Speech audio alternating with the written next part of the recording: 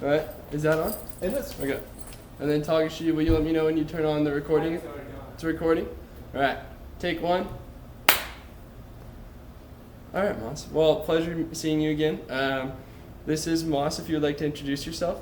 I'm Moss Nakano from Sunnyvale, and happy to be here. Well, thank you so much for helping out today, Moss. And I'm Clark Jackson. I work with Takashi Moro and Danny, and we are doing a test pilot of our VR interviews. And we're here at the JAM Museum, and a big thank you to them. It's a Japanese American museum in San Jose. And so Moss himself is a Japanese American, and I think we'll just start off with asking the largest, most random question out there is what keeps you busy these days? Well, not much.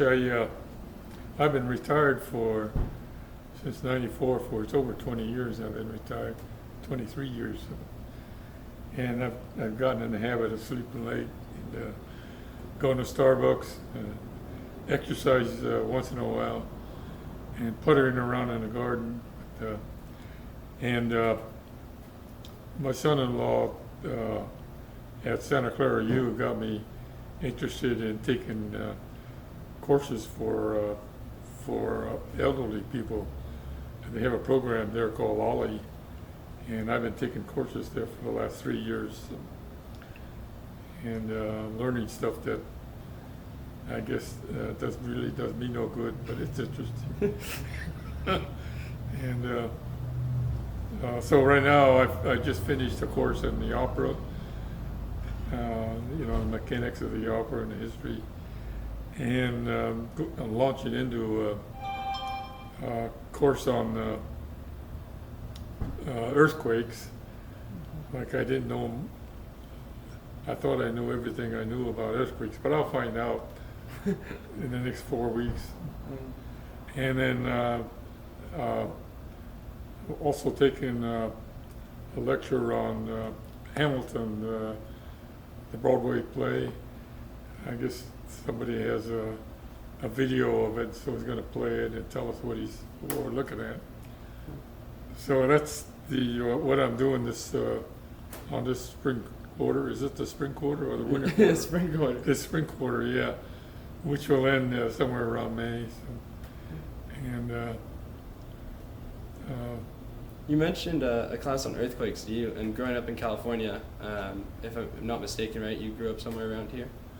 oh yeah, I grew up in Oakland, and which doesn't have much earthquakes, but I lived through I was living around in Sunnyvale when the Loma Prieta earthquake hit, and a couple of chimneys around our neighborhood fell, and it was a big earthquake.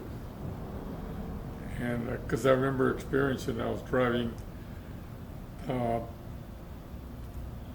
along the road there, and I thought, geez, the back tires are coming off or something like that. And I pulled over, and I noticed there's a lot of other cars pulled over too. And I looked, and I saw the telephone poles moving back and forth. Oh, that's an earthquake. And as I drove home, I saw water gushing out. People with swimming pools had the water thrown out of their pool, and it was out on the gutter, running down the street. Wow. Anyway, we got home and watched the proceedings on television, and saw the big break in the San Francisco Oakland Bay Bridge, and the freeway, the double-decker freeway, where the top part of the freeway came down on the bottom part of the freeway. And I thought, geez, this was about rush hour, and it must have been full of cars down there. Turns out there were about 40 people killed on that in that place where the freeway fell, and where the bridge, one of the bridge decks fell. There was a couple of people who drove right off the thing in Emerald. So then there were a couple of aftershocks that we could feel sitting there watching damage from the earthquakes. So you have some experience to draw on for that class, I guess. Yeah, that was the biggest earthquake that I had experienced. I felt a lot of earthquakes, but there was no damage done.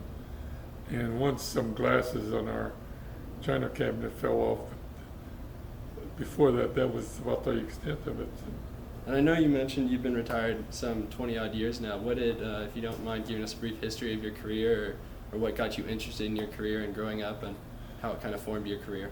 Well, I started at Boeing and worked. It was on the B-70 program then. That B-70 doesn't exist anymore, but I think there's still one in a museum somewhere. Anyway, it was a faster than sound airplane, and it was built out of stainless steel. What's the sandwich?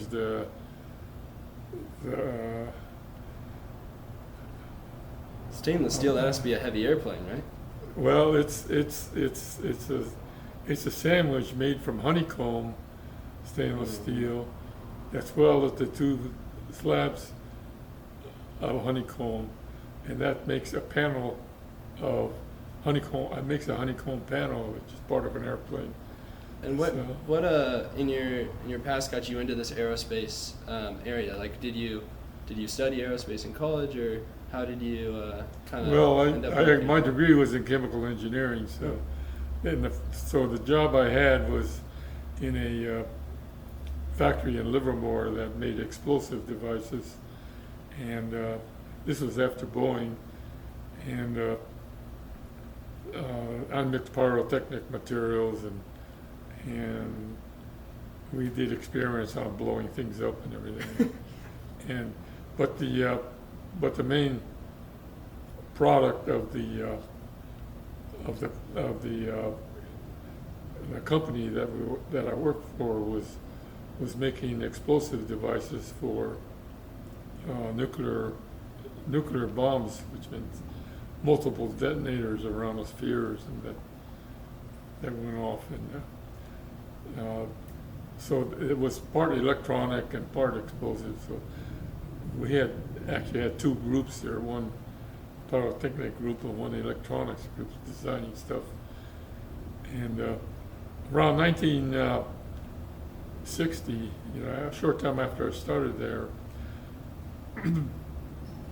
the powers that be there decided to move the whole factory down to Sunnyvale, because they said, well, the valley there is going to be the center of high-tech activity, which they were right about.